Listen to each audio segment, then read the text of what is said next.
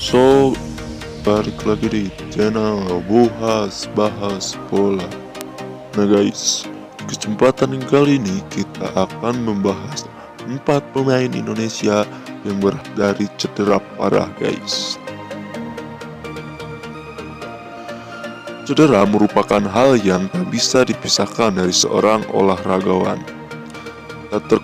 Tak terkecuali dengan para pemain sepak bola yang sangat dekat dengan hal tersebut. Cedera menjadi momok menakutkan bagi seorang pesepak bola. Maklum, sepak bola dikenal keras sehingga tak jarang memakan korban. Mengalami cedera merupakan mimpi buruk buat para pemainnya.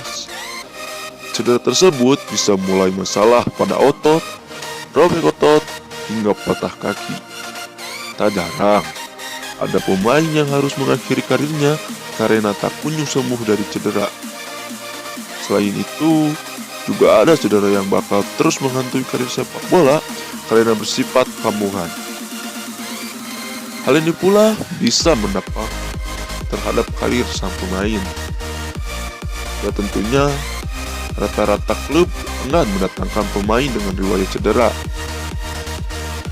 karena terlalu berisiko. Meski begitu, ada juga pemain yang bisa bangkit setelah mengalami cedera parah. Pada kenyataannya, para pemain tersebut berhasil kembali ke performa terbaiknya. Siapakah saja mereka? Oke, lanjut.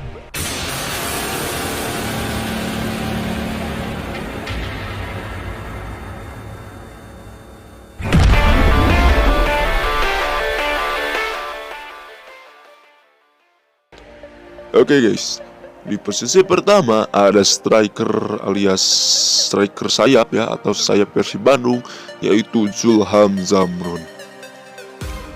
Zulham Zamrun pernah mengalami cedera parah pada 2015.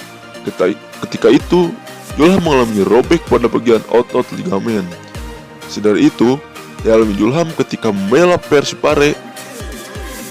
Parepare di laga semifinal Habibie Cup 2015. Zulham Zamrun sampai harus menepi hampir 1 tahun karena masalah tersebut. Berbagai pengobatan dilakukan Zulham untuk mengembalikan performanya. Namun sampai saat ini, Zulham masih trauma dengan cedera yang dialaminya. Setelah benar-benar pulih, Zulham kembali bermain dan berhasil memberikan penampilan terbaik. Sampai saat ini, Zulham masih menjadi andalan di lini sayap Persib Bandung. Oke, posisi kedua ada Andik Firmansyah. Andik Firmansyah pernah mengalami cedera mengerikan pada 2016 guys.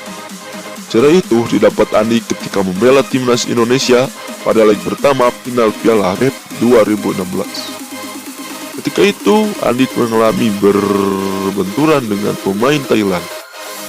Dokter timnas Indonesia, Syarif Alwi, ketika itu menyebut Andik mengalami robek anterior cruciate ligamen atau biasa disebut ACL. Andik tetap mendampingi timnas Indonesia dalam laga leg kedua di Thailand meski dengan menggunakan bantuan kursi roda. Pada Januari, Andik akhirnya naik meja operasi untuk melihat kondisi pada bagian kakinya. Meskipun bukan cedera berat, namun Andik terpaksa harus menepi selama 2 bulan. Setelah itu, Andik berhasil bangkit dan kembali bermain normal serta menjadi andalan klub dan timnas Indonesia di lini tengah.